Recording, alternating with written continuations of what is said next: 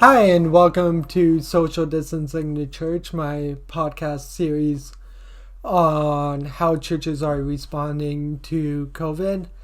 And again, this is going to be split into two parts: episode 7A, which is going to be the tech portion, and episode 7B, which is the theology portion. So let's get started on the tech portion. Today I'm joined with Ryan Herbert of East Nazarene Church in the east side of Calgary, and current stage of reopening in Calgary is stage 2. Am I correct on that? Yeah, I believe that's right. Yeah, Stage two. and which has no cap size on religious gathering as long as distancing requirements need to be met. That's right. And singing is still discouraged, from what I understand as well. Yeah, strongly discouraged. Yeah. Okay. So, is there anything else you want to add in there? I mean, for just the context of ministry here Yeah. and what's happening, I don't know. I'm coming up on my 1 year kind of anniversary, if you will, of pastoring here, and it's been a pretty fun first year to be a pastor's first senior pastoring role.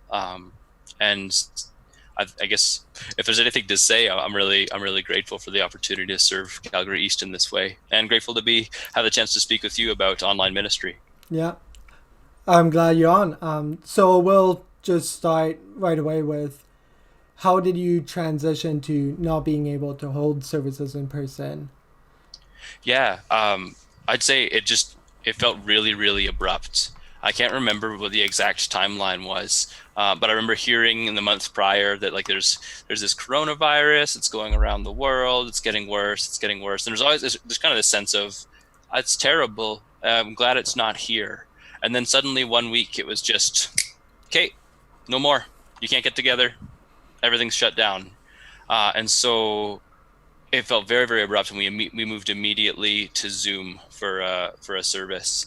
I can't remember what our first service was like, but I'm betting it was pretty minimalistic. To say we probably had a preached message and some scripture reading, but I don't remember if we even tried to pull off any kind of shared prayer interaction. I don't remember the first service. I feel like a lot of churches don't remember the first service besides the Yeah, scramble. yeah, it definitely felt like a scramble for the first, I'd say 3 weeks. And then started to get a little bit more comfortable. Like, okay, I think this is what we're going to do. And then we kept on playing with it since then. So there still doesn't feel like a large sense of normal, but we're getting there. And did you have an online presence before? Like, you're a smaller church, so I assume it was minimal. Yeah, that's right. Yeah, pretty minimal online presence. We had a Facebook page that we used mostly for like updates, whether it's like, hey, this is what's happening in the neighborhood, or maybe a prayer request if it's a really urgent. But our website and our Facebook page, mostly administrative tools, not very much for actual online streaming ministry or pre-recorded messages, anything like that. Yeah, and also from what I understand, because I helped your tech team a few weeks ago Mm, trying to integrate stuff into Zoom, is kind of your setup is you have a USB RoboCam in your sanctuary, and then you're just running your soundboard through a Focusrite as well. I believe that's right. I don't even touch the tech side. I've entirely trusted that over to Brad Young and Greg Fudger and the folks they've got working. Yeah, Yeah, they from what I've heard, they've got like quite a setup for a small church, like with an NDI dual streaming that's right. PC. Like it's smaller churches, they're normally scrambling more on this, but like from what I've Yeah, gathered, especially like you guys have a solid tech platform. yeah, I think that's true. Like I say, that's not my area of expertise, but from what I've heard, absolutely, yeah. And I think that one of the things that was really exciting about this transition into kind of COVID ministry era is seeing how willing the board was to invest in having an online presence quite quickly. And we've made some significant purchases in the last 4 months to be able to do that. And for that, I'm just so grateful to the congregation that's continued to be faithful to give. Yeah.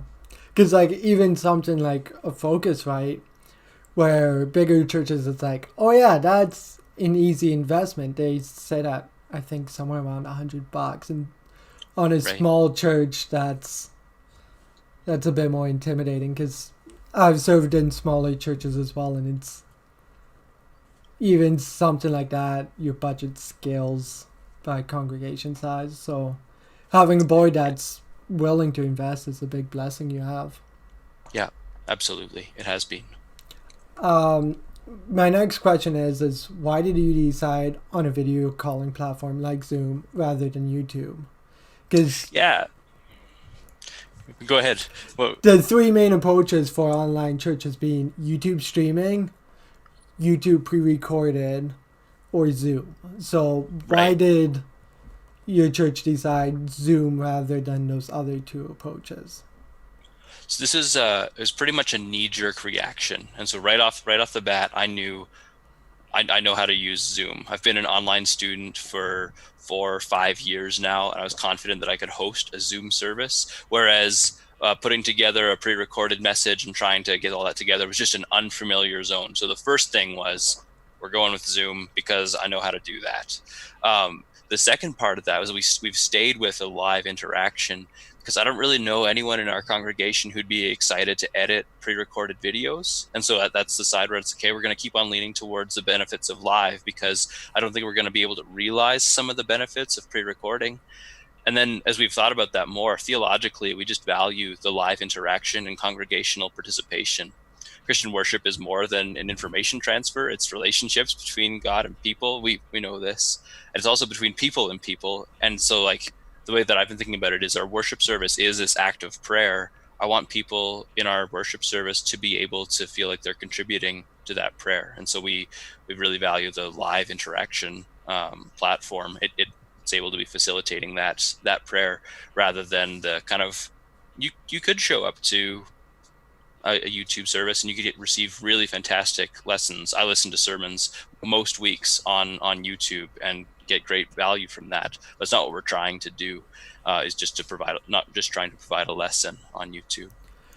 Yeah, and like what I saw when I watched your service in preparing for this is you have taken the strengths of the interaction because you have so many different people participating in the service. And Yeah, it's been one of the things that's been both most like challenging and also most rewarding as being trying to bring people who are just in Zoom room from home to into the service to be a participant, an active participant in the service. One of the challenges with that has been the audio side of that, just being able to let different people with different levels of technology, whether they're phoning in or using a newer laptop, older laptop, headset, no headset. Sometimes the audio quality just really isn't there. But so we've continued to kind of try to navigate that, and we're getting better. and I also feel like even though the audio quality is not there, on a Zoom call you're more forgiving than if it was on YouTube, Yeah, I right? hope so. I hope so. As far as like a participant frustration level, Because when I'm participating in a call and the audio quality dips, I'm very much this is a video calling software. It's not going to do well. Whereas on YouTube, I'm like, you had the time to do this better, and so yeah. I find at Well, I least did too. personally, video calls I understand when audio dips. Hmm. So, moving on to my next question, what aspects of online services do you enjoy? There's many strengths and weaknesses of online services.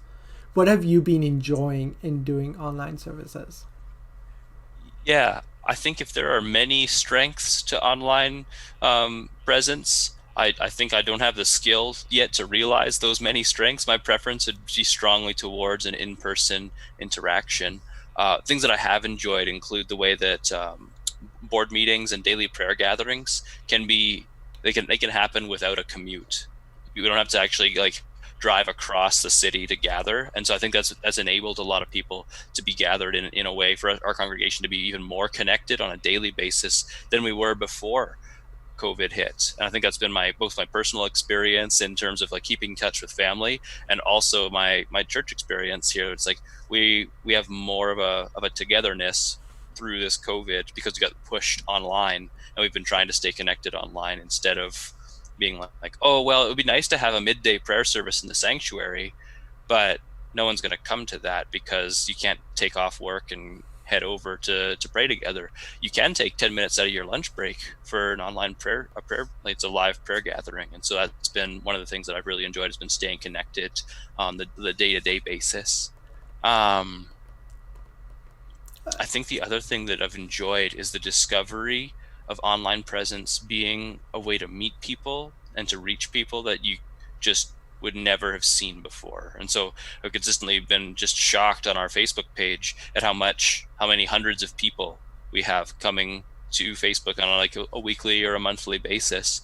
But still, it's like we would regularly have less than 100 people in our kind of reach as a congregation, and on Facebook we're closer to like the 700 to 1,000 range, depending on what month it's been. And so there's a much greater reach there. That is two things. The prayer thing, when I was talking with Bryce Ashamere of Westlife Alliance, their prayer meetings that they held before in person weren't doing great, and then during COVID they transferred it to Zoom, like a lot of churches are, and numbers are skyrocketing, right? Like, right. Just like you guys, where online prayer meetings actually work better and people are more willing to participate in that, which I think is cool.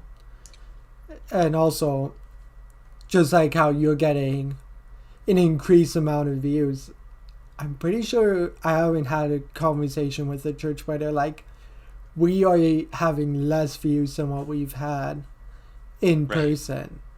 Every church I've talked to, they're like, our numbers are significantly higher, and online counting counts households, right? Mm-hmm. If an entire family sits there watching it together, that counts as one view. So when you told me your numbers, I was like, that is quite staggeringly high. Yeah, and to be clear, those aren't our views on like a particular video. It's more of those are our page visits. But yeah, they've been a lot higher numbers even on our views than what we'd usually see. Because you said you were under 100 people, so if everybody in your church visited once a week, your month visit would be at 400 and you're at 700. Right. So so it's just it's a nice eye-opening experience to see how far we could reach and how far those efforts might reach if we were to become even more intentional about establishing an online presence. So it's more, at this point, it's more of a question mark of what could we do than a clear vision of, well, if this is what we can reach, then this is what we're going to do. But I'm pretty excited to continue online ministry. Yeah. How have you, actually I'll kind of go on to kind of continuing online ministry. Sure. Have you been considering hybrid services where it's both online and in person going forward? Yeah, definitely. Part of our reluctance to come back to an in-person gathering has been the fact that most of our congregants, I think this is fair to say, and I hope I'm not insulting anybody, but most of our congregants exist in at least one, if not multiple, of those kind of health status realms where they're particularly vulnerable to the coronavirus, whether it be have a breathing condition or another medical condition or age. It's just a matter of, this is you're really playing with people's lives to come back together and risk an outbreak. And so I think we've been reluctant to head that direction. But on the flip side of that, the trick is that if technology is the main way that you're reaching people, there's also older people who really struggle with technology, really struggle to connect on there. And so what we're hoping to do and planning toward is exactly that, a hybrid service where actually most of our congregation signs in online, and those shut in, less technologically savvy members of our congregation can come and be very, very socially distant, and still be able to be a participant in the prayers of our community. You're so my for context, my church here in Saskatoon, Westgate Alliance, they've been in a hybrid service for a bit now, just because Okay. they have the space, and we're doing double services, so we stream on YouTube, and then we do in person, and kind of the approach normally has been, and I feel this is for most churches when they start going into a hybrid model, is those who are most comfortable returning are the ones who are Right. coming, whereas you're kind of flipping it and you're considering, let's just bring in those who can't connect online. Like that's Yeah. Yeah, I think that that would be a my thought is that that's a better instinct because there's those folks who are like most isolated by COVID. If we can at least offer the chance for them to have a connection with their church family, I'd rather do that than say, hey, if you're willing to take the risk, then go ahead and come on in. Um, so that's been at least our instinct. and I think it's really interesting because that's not a, as I've talked to multiple pastors about this now, I've never heard a pastor consider, hey, let's bring in the more older, isolated people who are more at risk. Right. Yeah. It could be foolishness, really, but I think that if with the numbers that we have, who just really really struggle to connect on Zoom, we could have. I think we're looking at numbers like 10 people in a 100-person sanctuary, maybe even more like 5 people in a 100-person sanctuary. You can really have a lot of distance, Yeah. and you're looking at the most cautious people in your congregation as well, who being the most isolated. So there's less chance of that those kind of infection overlaps. So those are kind of the pieces that contribute to that decision. Moving on, how have you maintained a sense of community? Because that's what churches are struggling with right now is how do you maintain community when unable to meet in person? Yeah, I think that Zoom is a large way that we've continued to do that is that you do have live interaction on your Sunday mornings, and so there's that's where there's a regular time slot in people's imaginations for when am I going to see my church people. They still we still are connecting with one another online in a live capacity. So that's one way.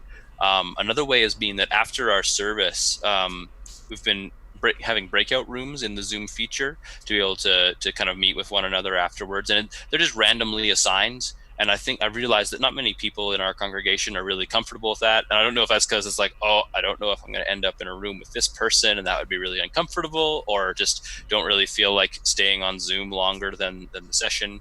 Zoom fatigue seems to be a now very common use, but that's been one way that we've at least attempted to provide a chance for some people to chat. And some people regularly find a refreshing time of chatting with somebody who's stuck around in those rooms. I mentioned our Facebook Live prayers.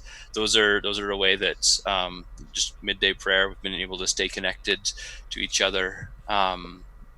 As far as in-person gatherings, this is the learning curve where I think we haven't really we haven't done this as a church family, and by that I mean if there's like a centralized let's all get together plan, there isn't one. But I think what I've kept on hearing is I've noticed how cohorts kind of pop up within the church family where it's like, okay, this family is kind of looking after that family staying connected, and this family is looking after that family staying connected. I've heard of those kind of networks where people have adjusted to friendship with social distance. Have you kind of spinning off that cohort idea? Have you Hmm. considered doing viewing parties where you encourage a few cohorts that are already interacting to watch together? Is that something you've considered? Oh, that isn't something that I've considered. Could you tell me more about that? So a big thing, and this is more happening like not just within churches, but more broadly in the secular realm as well, is instead of watching stuff individually, just like you'd go over to a friend's house to watch a baseball game, you Right. could go over to a friend's house and watch church service. Hmm. That's something my church is kind of discussing, where it's like, you might not be comfortable coming to service where there's 40 people, but you've got those family friends that you're already hanging out on Friday Right. night. what if you hang out Friday night and then Sunday morning as you watch church? Yeah, no, that's a great idea, especially even just as a suggestion. You don't have to, you could either formalize that into cohorts to say, hey, would you guys look after each other, if it came to it, or those natural connection points to say, hey, if we're already getting together, if we decided this is a cohort situation, I think that's a great idea. Yeah. Another way that we've been staying connected has been by using Zoom as a Bible study platform. Men's study was kind of like for the first 2 months of COVID, and we've started to taking a break through the summer. And there's a ladies' study that's continued to meet through the summer. So, yeah, Zoom has continued to be our main platform of connection. We're taking advantage of that in a few different ways. And it's one of those things where you're already paying for Zoom. You might as well make the most of it. Might as well. Yeah. But it's also the fact that you guys chose Zoom and you're a smaller church. You're just going to not struggle as much with community compared to the mid-size or the bigger churches that are streaming on YouTube. I think that's true. Those natural friendship points are already strong enough that people are holding on to each other, whereas in that wider community, you might find the church is kind of like the one central point where we would meet each other, that maybe those relationships are more fragile by distance. Yeah. And then kind of my last point on the technology is what do you see as the future of technology in worship going forward? There's always this push and pull between people who are like, let's embrace technology more, and then those who are like, no, we need to minimize our reliance on tech. Yeah. So how do you predict the church will negotiate this relationship with technology? I guess my hope would be that while technology can effectively serve the church's mission to proclaim the good news, the kingdom of heaven has come near, can establish relationships between people. I think about the issue of reach. And right now, it seems to me that at least in the evangelical church, that's a very, very broad and ambiguous term, but so in the churches that I'm aware of, there's kind of a barrier between ourselves and surrounding communities. We're wondering, how do we make this proclamation more public? If everyone needs to know that Jesus Christ has lived, died, rose again, and is coming again to judge the living and the dead, if everyone needs to know that, how do we broadcast this message and make it accessible? And if everyone can receive the Holy Spirit and be totally transformed into living lives of love, that our society could experience the kingdom of God coming here because of what Jesus has done, how do we get this outside of our sanctuary where people can go? And I think that we've been asking the question more like, how do we get more people who don't know into the sanctuary? And I don't think I've seen that work ever in my lifetime, in my short lifetime, admittedly. But it's like, okay, I don't know of many places where the first step at least has been, come to church. And that's been working really well. So online, I think, becomes this point of proclamation where, no, we can actually get this outside of our walls. And it's no longer you have to go to a building that might be stigmatized in order to hear that Jesus loves you. Just sign on, follow a link. And so I've been trying to think through, what does it look like for us to have a more intentional online presence that's obedient to Jesus' call for us to be fishers of people? How do you make that more and more accessible and more public?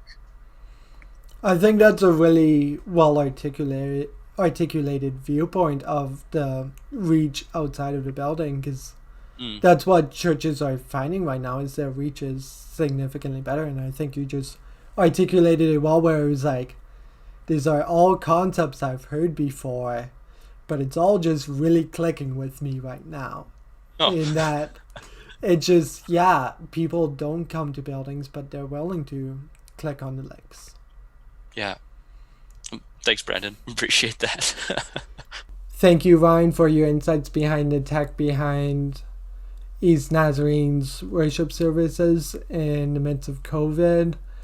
And I would recommend you guys check out episode 7B, which is the theology. We had a really good discussion, so I'll put the links in the description. Also, in the description, I'll put a link to Odum's Spotify page. He provided the music, for my intros and outros. And also there will be a link to my Instagram where I've been doing more of my social media posts and including some more behind the scenes stuff.